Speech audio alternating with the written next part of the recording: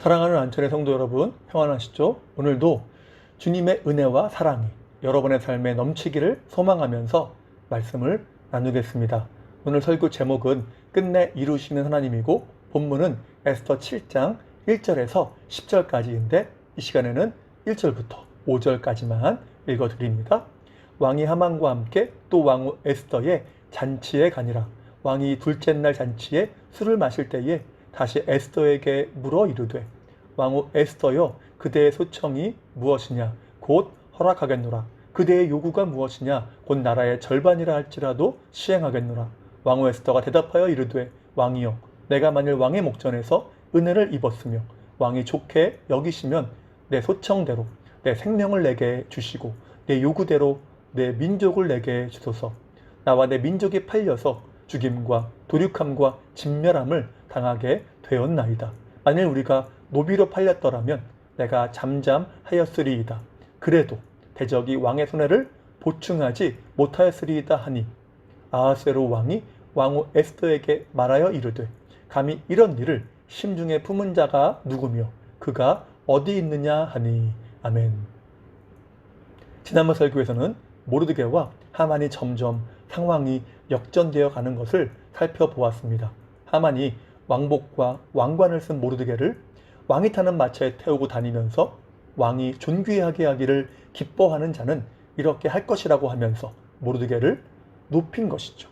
이렇게 하나님은 하만을 통해서 모르드게를 높이심으로 이제는 모르드게가 높아지고 하만이 몰락하는 것이 거부할 수 없는 대세임을 알게 하신 것입니다.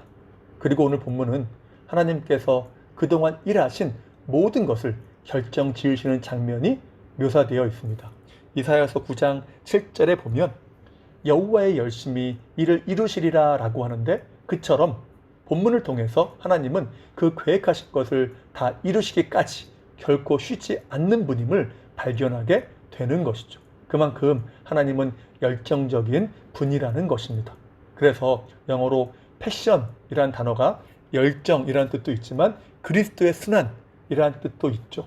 그러니까 우리를 구원한 십자가는 택하신 백성을 향한 주님의 사랑과 열정이 숨어 있다는 것이며, 또한 그러한 사랑과 열정으로 지금도 우리를 보호하시며 인도하신다는 것입니다. 본문에서 그렇게 열정적으로 일하신 하나님이 우리를 위해서도 역시 일하신다는 것이죠. 이러한 사실을 믿으시고 담대하게 믿음의 선한 싸움을 늘 싸우시는 안천의 성도들 되시기를 소망합니다. 자, 1절을 보면 왕은 에스더가 베푼 잔치에 하만과 함께 또 한 번 참여합니다. 여기서 또라는 단어를 주목해야 합니다. 에스더가 왕에게 3일을 금식 기도하고 나아가기 전까지 30일 동안이나 찾지 않았는데 지금은 어떻습니까? 왕후 에스더가 잔치를 여는 대로 적극적으로 참여합니다. 아니, 한 달 동안이나 찾지 않았다면 그 사랑이 식은 것 아닙니까? 그런데 갑자기 에스더가 요청하는 대로 모두 따르고 있는 것입니다. 이것이 무엇입니까? 이것이 바로 하나님의 일하심이라는 것이죠. 하나님께서 왕의 마음에 에스더에 대한 그 마음이 뜨거워지게 하신 것입니다. 이제는 물불 안 가리고 에스더가 요구하는 대로 따르도록 만드신 것이죠. 자, 그러면서 2절을 보면 왕후 에스더여 라고 합니다. 그냥 이름만 부른 것이 아니라 왕후라는 직책과 함께 이름을 부르고 있죠. 에스더를 그만큼 존중하고 있다는 것입니다. 왕의 마음이 에스더에게 얼마나 쏠려 있는지, 아니 하나님께서 어떻게 그 왕의 마음이 에스더에게 쏠리게 하시는지를 잘 보여주는 것이죠. 그러면서 그대의 요구가 무엇이냐고 물으면서 나라의 절반이라도 떼어주겠다고 합니다. 물론 이것은 진심이 아닌 관용적인 표현이죠. 재밌는 것은 그리스 역사가 헤로도토스에 의하면 아하스웨로 왕이 아르타인테라는 여인에게 이러한 말을 했을 때에 이것을 문자적으로 받아들여서 실제로 나라의 절반을 요구했다고 하죠. 그러자 이 아하스웨로 왕이 매우 난처해했다고 합니다. 하나의 에피소드이긴 한데 아무튼 이것이 관용적인 표현이긴 하지만 에스더에 대한 그 왕의 마음을 잘 알게 하는 대목이라는 것입니다. 그때 왕후 에스더는 대답합니다. 왕이여, 내가 만일 왕의 목전에서 은혜를 입었으면, 이것은 어떠한 것을 간청하기에 앞서서 격식을 차리기 위해서 하는 또 하나의 관용적인 표현입니다. 이를 통해서 에스더의 성품이 얼마나 신중하고 품위가 있는지를 잘 알 수 있는데요. 그러니까 처음 왕이 금지팡이를 내어 밀 때에 왕이 그 원하는 것을 물어보지 않습니까? 웬만하면 마음이 급해서 바로 자기의 요구사항을 말하지 않겠습니까? 그런데 바로 말하지 않고, 물론 하나님이 주신 지혜요, 은혜였겠지만 에스더는 한 번 더 신중하게 생각하고 조금 더 적절할 때를 기약한 것입니다. 그렇게 위급한 상황에서 얼마나 침착하고 지혜롭습니까? 지혜의 신인 성령의 충만한 자가 가질 수 있는 모습인 것이죠. 안전의 모든 성도뿐 아니라 특별히 우리 다음 세대가 모두 이렇게 학교에 가든 직장에 가든 어디에서나 주님의 은혜 가운데에 어떠한 상황에서도 흔들리지 않고 침착하게 신중하게 대처할 줄 아는 지혜로운 백성들이 될 수 있기를 간절히 소망합니다. 자, 그런데 또 하나 우리는 여기서 에스더의 담대한 모습도 발견합니다. 여러분, 자기와 유다 민족이 몰살당할 위기에 있다면 웬만하면 두려워서 벌벌 떨게 되지 않을까요? 그러나 에스더는 왕 앞에 나아갈 때부터, 그리고 왕과 하만을 잔치에 2번씩이나 초대하는 것까지 너무나 침착하게 행동합니다. 이것은 담대함이 없으면 불가능한 것이죠. 그 원동력이 무엇입니까? 기도했기 때문입니다. 에스더가 간절히 기도할 때에 시편 46편 1절 말씀처럼 하나님은 환난날에 만날 큰 도움이심을 확신하게 된 것이죠.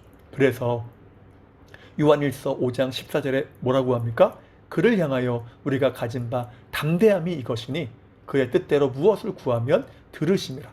그러니까 크리스천은 어디에서 담대함을 얻는 것입니까? 기도를 통해서 늘 담대함을 얻게 되는 것이죠. 그러한 담대함의 은혜가, 기도를 통해서 주어지는 담대함의 은혜가 늘 넘칠 수 있기를 소망합니다. 자, 다시 본문을 보면 드디어 에스더는 자기의 요구사항을 이야기하는데, 그것이 무엇입니까? 자기의 생명과 자기의 민족의 생명을 달라는 것이죠. 자기와 자기의 민족이 죽임과 도륙함과 진멸함을 당할 위기에 처해 있다는 것입니다. 이것은 아마도 왕에게 아주 충격적이었을 것입니다. 왜냐하면 자신이 제국의 왕이고 에스더는 제국의 왕후인데, 그 대제국의 왕후가 나를 살려달라고 생명을 구하는 사태가 벌어진 것이죠. 이에 왕은 그것을 계획한 자가 누구냐라고 묻는데, 그 앞에 말하여 이르되라는 표현이 나오죠. 말하여 이르되. 이를 원문으로 보면 말하고 말하였다라는 뜻을 가집니다. 말하고 말하였다. 그러니까 흥분해서 지금 말을 반복하고 있는 것을 묘사한 것입니다. 왕이 얼마나 분노에 있는지를 잘 알 수 있는 것이죠. 이렇듯 점점 왕의 분노는 극에 달하면서 하만이 몰락의 낭떠러지로 달려가는 것을 보는 것입니다. 누가 이러고 계십니까? 하나님이 계속 일하고 계신 것이죠. 계획하신 바를 완전히 이룰 때까지 밀어붙이시는 그러한 모습을 보는 것입니다. 그렇습니다. 하나님은 그 뜻과 계획을 성취하기까지 결코 쉬지 않고 일하시는 분이십니다. 오늘 본문도 하나님의 그 백성을 위해서 그 대적이 완전히 멸망할 때까지 쉬지 않고 일하고 계시다는 것이죠. 그렇다면 누가 그러한 은혜를, 일하심의 은혜를 덧입는 것입니까? 비록 때때로 어렵고 힘들지만 하나님께만 소망을 두고 기도로 의지한 자들이 그러한 은혜를 덧입는다는 것이죠. 죽으면 죽으리라고 하면서 기도로 매달리는 자에게 그러한 은혜를 체험하게 하신다는 것입니다. 믿으십니까? 그러한 은혜가 늘 있기를 소망하고요. 자, 이제 에스더는 그 모든 것이 하만의 계획이었음을 밝힙니다. 6절에 보니까 그것은 이 악한 하만인이다 라고 하죠. 이때까지 에스더가 얼마나 많이 기다렸습니까? 아니, 어찌 보면 하나님께서 기다리신 것이죠. 왜입니까? 하나님은 가장 좋은 때를 알고 기다리시는 분이기 때문입니다. 바둑을 보면 몇 수를 먼저 보는 자가 이긴다고 하는데, 하나님은 몇 수가 아니라 영원까지 보시기 때문에 가장 적절한 시간과 상황에서 일하십니다. 여러분, 만약 에스더가 왕후가 될 때에 자신이 유다인임을 말했다면 하만이 가만히 두었을까요?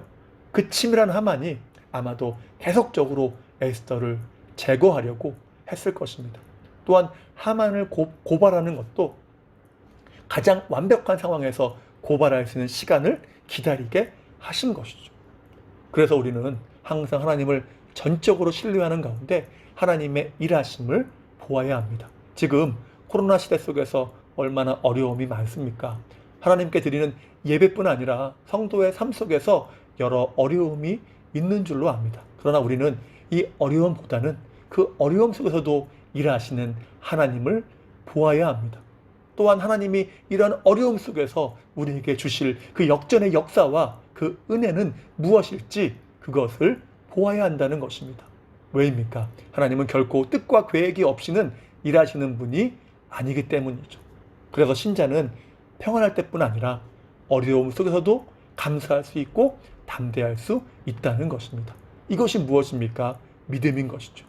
나의 삶을 주님이 붙잡고 계시다는 섭리를 믿는 신앙인 것입니다. 이러한 믿음으로 늘 승리할 수 있기를 간절하게 소망합니다. 자, 그런 면에서 우리가 할 것이 무엇이겠습니까? 싱글 포커스로 주님만 바라보는 것입니다. 세상의 모든 것이 다 필요하지만 우리의 궁극적인 소망은 주님밖에 없는 것이죠. 여러분, 십자가에서 죽임을 당하시기까지 우리를 사랑하셨다면, 그래서 우리가 기도할 수만 있다면 우리의 삶이 진정 복되지 않겠습니까? 그리고 나 같은 죄인을 구원하실 만한 능력과 사랑을 가진 분이라면 못하실 것이 무엇이겠습니까? 본문의 대역전의 역사를 이루시는 것은 주님께는 아무것도 아니라는 것이죠. 이것이 우리가 싱글 포커스로 주님만 바라보아야 하는 이유인 것입니다. 그렇다면 우리의 신앙은 어떠합니까? 이제 말씀을 마무리합니다.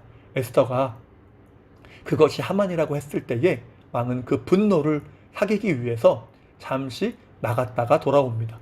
그리고 자기의 목숨을 살려달라고 에스더에게 매달려 애원하던 하만의 모습을 보게 되죠. 그리고 왕은 하만에게 내가 이제 왕후를 겁탈까지 하려고 하느냐라고 책망합니다.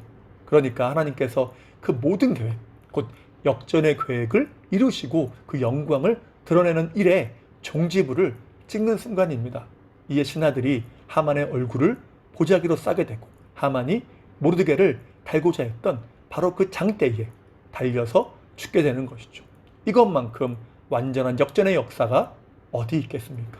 그러니까 하나님은 한 번 일을 시작하시면 우리가 상상하는 것보다 더 집요하고 확실하게 일하시는 분이라는 것입니다. 여러분, 그런 하나님이 그 백성을 복되게 하신다면 얼마나 복된 삶이 되겠습니까?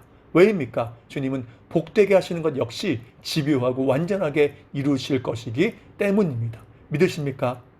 사랑하는 성도 여러분, 그 유명한 시편 23편에서 다윗은 주님의 인자하심이 정말로 나를 따른다고 고백하죠.